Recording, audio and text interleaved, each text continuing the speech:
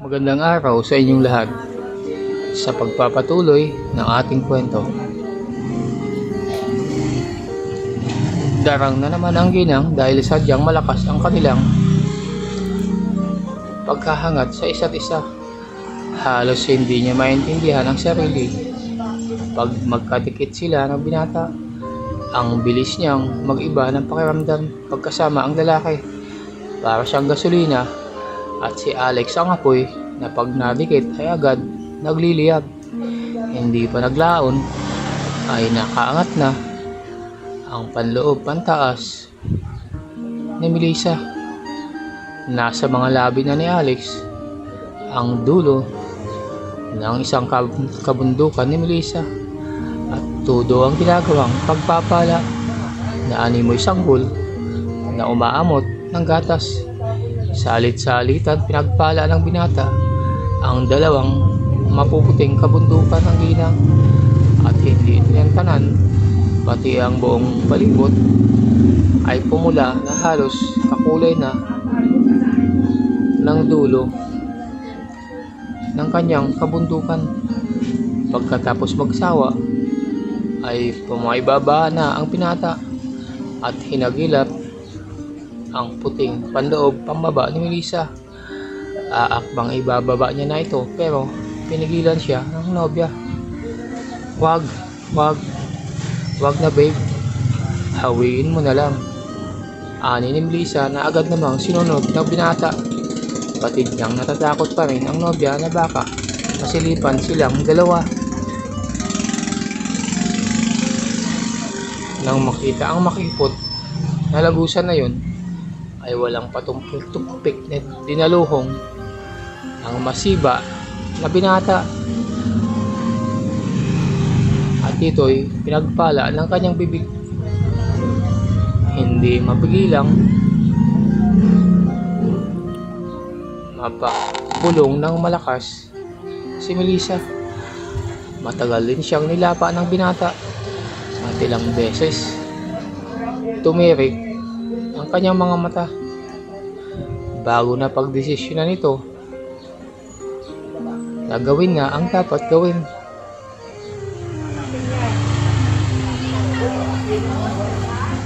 Nag-umpisa lang gumalaw-galaw ang binata pagkatapos makapasok ang bagay na yon. Nakatayo silang dalawa at karga-karga ni Alex ang kapareha.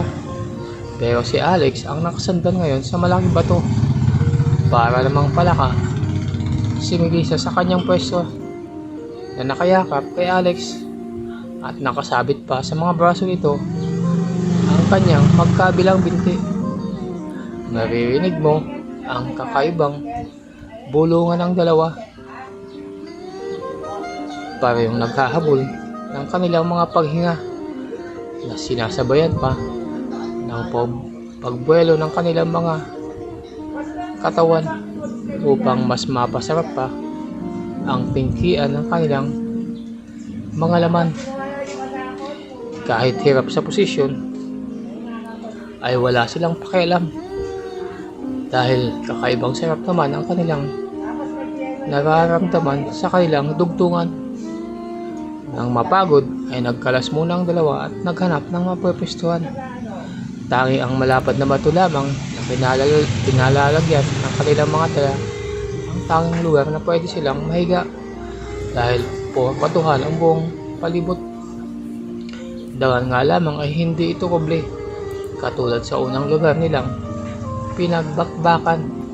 Lulod na sa bogdi si Melissa kung kaya't sumubay na rin ito sa gustong mangyari ni Alex.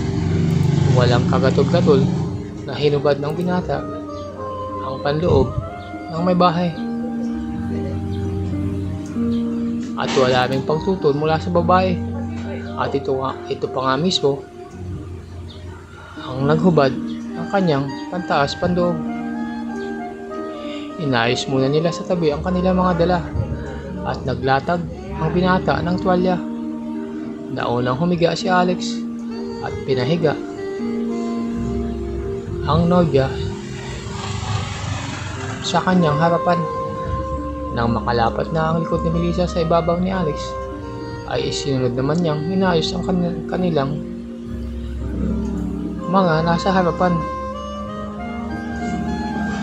At makikita mo kanilang posisyon na nasa ibabaw si Melissa. Pero ito'y nakatalikod. Grabe ang naging kasunod na mga pangyayari. Agad nagdugtong ang kanilang mga katawan. Pikit matang ninanamnam ni Melissa ang isang bagay na yon na gumagalaw-galaw sa kanyang harapan. Mainit pa ang sikat ng araw na tumatama sa balat ni Melissa, pero mas mainit ang kanilang mga tagpo. Parang nagsasanbiting si Melissa. Dangan lamang ay lalaki ang hinigaan nito at may malaking troso ang iyo'y nakapasok sa isang yungib. Ang sarap ng ginagawa ng isang ng kamay ni Alex. Sa dahilang ito'y nagpapala, napapagiling ang nobya o kaya nakikiskis na rin ang tila troso na yon sa loob ni Melissa. Napapabulong na lang si Melissa at napapatanong kung bakit masarap at bakit magaling si Alex. Bogli na ungol ni Melissa. Iba ang sinagot ng binata sa mga sinasabi. Ang nasasarap ang nobya. Isang madiin na paggalaw na nagpasinghap kay Melissa ang kanyang ibinigay sa mga tanong nito. Sumagad ang bagay na yun. Para itong sa negro. At napaigik ang babae sa pinaghalong sarap at sakit. Nang tumudo na, ay steady muna si Alex at pagkaraan ay gumiling ito. Hindi naglaon ay nag-uumpisa lang. Itaas ni Alex ang kanyang balakang. Nakahawak sa balakang ng nobya. Malakas ang puwersa. Tila lumilin doon. At naganap na naman ang isang bagay na ginagawa lamang ng isang mag-asawa. Sa umpisay, mabagal at parang piston na bumilis. Pag nabuntis kita, mahal, sasama ka ba sa akin? Tanong ni Alice pagkatapos ng isang matinding bakbakan. At medyo pawis na pawis pa ang dalawa. Hindi ko alam. Saka na natin pausapan yan, be. Gawin mo lang ang dapat mong gawin sa akin habang ako'y nandito. Masaya sila ng hapon na yun. Pero habong-habo ang katawan pagkatapos magbakbakan sa batuhan. Magkayakap na nahiga ang dalawang taksil at namahinga saglit sa ibabaw ng bato. Kumukuha ng lakas para sa susunod na gagawing kasalanan. Pagkatapos makakuha ng panibagong lakas, ay muling naligo ang dalawa sa batis at masayang naglalaro na parang mga bata. Kung titingnan ay para silang si malakas at maganda sa kanilang forma, mga walang kasuotan, pero magaganda ang katawan. Isang kaymanggi at isang labanos ang kulay na babae. Palangoy-langoy at minsan ay nagyayakapan ang dalawa. At syempre pa ay hindi mawawala ang halikan. Habang masaya nga ang magkasintahan ay busy naman si Mike sa trabaho. Halos nakalimutan na rin niyang mag-lunch. Buti na lang at dinalhan na naman siya ng pagkain ni Lubian. Tantyaw naman uli ang inabot ng inhinyero sa mga tauhan pagkaalis ng dalaga. sandaling nakalimutan ng magkatrabaho ang pagpanaw ng isa nilang kasamahan. Habang kumakain ay tinawagan ni Mike si Melissa pero hindi ito makontak, kaya nag-text lamang siya sa kanyang misis. Mainit ang panahon at naligo sa pawis ang inhinyero sa trabaho. Gayon din naman sina Melissa at Alex na ngayon ay nililigo sa batis na magkahugpong na ulit ang mga katawan habang nasa malalim na parte ng tubig. Nagtatalsika tuloy at umaalon ang payapang tubig sa paligid dahil sa matinding aktibidad ng dalawa. Pati mga isda ay umiiwas sa kanilang kinaroroonan dahil sa bayolenteng pag-alog ng kanilang mga katawan. Naninigas ang mga binti ni Alex para suportahan ang nakakargang nobya na lumiliyad-liyad para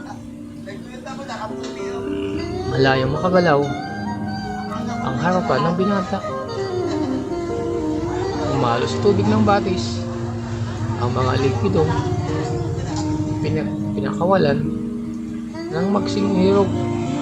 Tanging mga hayop sa paligid ang saksi sa kanilang ginagawa. Puro daing at impit na mga salita ang namumutawi sa kanilang mga bibig. Literal na naligo ang dalawa sa batis ng kasalanan. Kada minuto ay pataas ng pataas ang kanilang mga bugli. Walang magawa ang lamig ng tubig sa init ng kanilang nararamdaman. Mahal na mahal kita. Bahayag ng damdamin ni Alex sa kapareha. Sa'yo ako ngayon, be. Ako ngayon ang iyong may bahay. Kahit aminado sa sarili na mahal niya ang pinata, ay hindi pa rin maibigkas ni Melissa ang katagang matagal nang gustong marinig ni Alex. Ayaw niyang paasahin ang binata dahil batid niyang hindi pwede dahil kasal siya at mahal din siya ng kanyang mister. Alam naman ni Alex na nagdadalawang isip ang nobya, kaya bumawi na lamang siya sa pagpapala sa ginang. Mas lalo pa niyang pinag-inting yung kanilang salpukan, kaya napayak ng nobya sa kanya ng bilisan niya ang paggalaw ng kanyang harapan. Magbabaliw ako sa iyo, nasambit ng nasasarapang si Melissa habang nakapikit at nakakapit ng mahigpit sa katawan ni Alex. Sige lang mahal, i-enjoy mo lang ang ating ginagawa. Ito ang hayok na sinabi ng binata. Parang wala nang bukas ang sumunod na pangyayari. Nakagawa ng malalakas at alon at wisik ng tubig sa paligid nila dahil sa kanila ginagawa. Bayolente ang pinipisto ni Alex si Melissa hanggang kumawala ang kanilang mga likido at ang init sa kanilang mga katawan. Magtatakip silim na sila nang makabalik sa bahay. Napagod ang magkapareho sa kanilang pagtatalik at paliligo sa batis. Pumuna silang dalawa sa mahabang bangko sa labas ng bahay at pinagbasdan ang lunti ang bukarin. Papalubog ng araw, kaya nagbisto lang apoy na kulay pula. Tingnan ang liwanag at pati ang paligid na natatamaan ng silab nito. Kakaibang tanawin ang kanilang napagmasdan na hindi mo makikita sa syudad. Parang parehong nakatingin lamang sa kawalan ng magsorta at parehong malayo ang iniisip. Si Alex ay nangangarap na sana ay wala nang hangganan ang pagsasama nilang ng kanyang babaeng katabi. Si Melissa naman ay hinahagilap sa kanyang isipan ang mga bagay na dapat na gagawin. Mahal niya ang asawa, pero mahal din niya si Alex. Mabait ang asawa niya at wala siyang masabing masama laban dito. Si Alex naman ay mabait din sa kanya, kaya lang ay grosso at siloso, pero bawi naman sa kama dahil bukod sa ducks ay masarap din itong kasama sa kamo.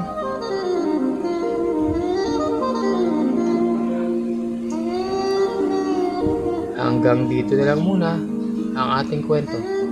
Kung nagustuhan nyo ang kwento sa araw na to, ay huwag kalimutan mag-subscribe, like at comment para updated kayo sa susunod pang mga videos. Hanggang sa muli, maraming salamat.